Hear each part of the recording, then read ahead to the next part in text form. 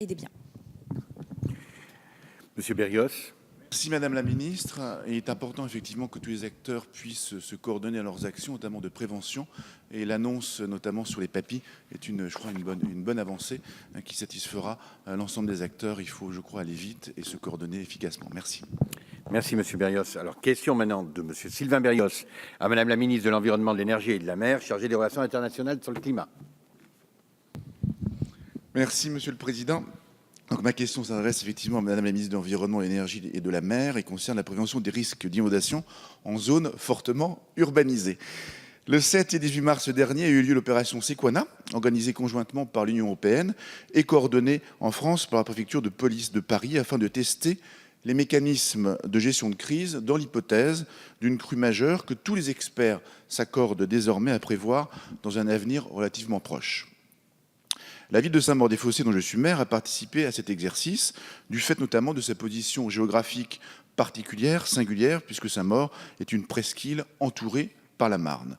Fortement urbanisée, avec une densité d'habitants au kilomètre carré supérieure de 20% à la moyenne du département du Val-de-Marne, la ville de Saint-Maur-des-Fossés serait dans l'hypothèse d'une crue majeure, largement touchée par les inondations, et selon l'exercice Sequana, près de 30 000 personnes se trouveraient dans une situation d'urgence absolue, dans l'incapacité d'une part d'évacuer la ville et d'autre part de trouver refuge.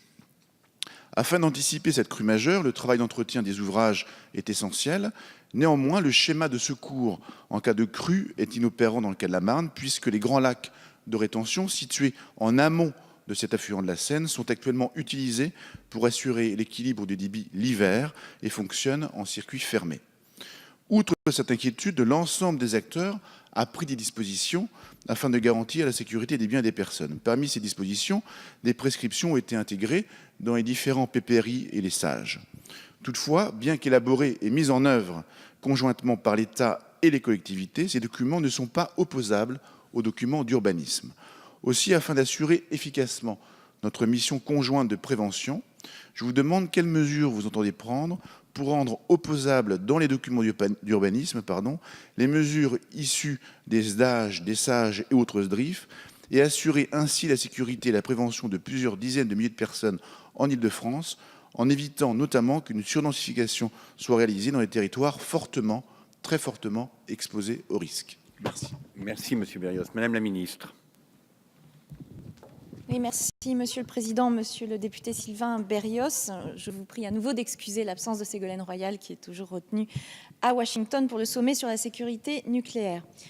La prévention des risques d'inondation est un sujet particulièrement important pour l'agglomération parisienne, notamment pour les communes de la métropole du Grand Paris qui bordent la Seine et la Marne. L'exercice Sequana a montré l'importance des moyens à mettre en œuvre en gestion de crise et la nécessité de se préparer en amont de façon à réduire la vulnérabilité des populations et des territoires. C'est tout le sens de la politique de prévention du risque inondation conduite par le gouvernement avec les collectivités, traduite dans la stratégie nationale de gestion du risque d'inondation approuvée en octobre 2014.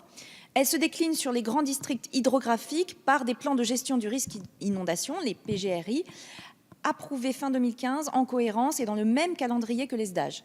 Ils sont opposables aux documents d'urbanisme, notamment le SDRIF pour la région parisienne, couvert par la PGRI Seine-Normandie. La métropole du Grand Paris est au centre d'un territoire à risque important d'inondation, un TRI. Une stratégie locale de gestion des risques d'inondation est en cours d'élaboration entre l'État et les collectivités locales concernées, parmi lesquelles, bien sûr, la métropole et le PTB Seine-Grand Lac. Un des grands axes majeurs de la stratégie concerne la maîtrise de l'urbanisation. Les plans de prévention des risques naturels d'inondation qui sont approuvés sur le territoire des communes de la région Île-de-France concernées par le risque d'une crue de la Seine et de ses principaux affluents, la Marne et l'Oise, constituent l'outil de référence. Ils sont opposables, interdisent les constructions nouvelles dans les zones exposées aux aléas les plus forts et permettent les constructions sous réserve du respect de prescriptions dans les autres zones afin de permettre un développement raisonné de leur territoire. Ils valent servitude d'utilité publique et s'imposent aux plans locaux d'urbanisme des communes. En matière de protection, les 4 barrages réservoirs à l'amont de Paris, que vous avez mentionnés, gérés par le PTB Seine-Grand Lac, apportent une diminution des débordements dommageables et si leur effet restera limité pour les crues majeures ou exceptionnelles, leur utilité pour des crues plus fréquentes a été régulièrement démontrée. Le programme d'action de prévention des inondations Seine-et-Marne francilienne porté par le PTB Seine Grand Lac, labellisé en décembre 2013, prévoit de nombreuses actions sur tous les axes de prévention, avec à terme un programme d'action de 110 millions d'euros, avec une participation importante de l'État. Ce PAPI comporte notamment la réfection de la vanne secteur de Joinville-le-Pont, qui permettra très directement de réduire le risque d'inondation sur le secteur de Saint-Maur. Cette opération est engagée. Le gouvernement promeut aussi, sur le territoire du Grand Paris, une politique cohérente et partenariale de gestion et de prévention du risque d'inondation et compte sur la pleine mobilisation des collectivités territoriales pour la conduire ensemble dans l'objectif majeur d'assurer la sécurité et la résilience des populations et des territoires. Merci Madame la Ministre. Monsieur Berrios. Merci Madame la Ministre pour cette réponse très complète. Effectivement, la vanne secteur est déjà largement financée par les collectivités locales, dont Saint-Maur-des-Fossés. Et c'est heureux, et c'est important que nous en prenions compte.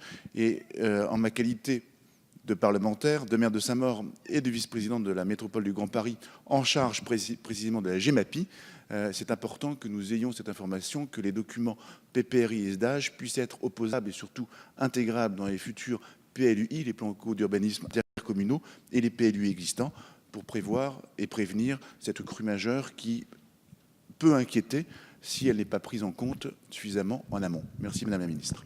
Merci Monsieur Berrios.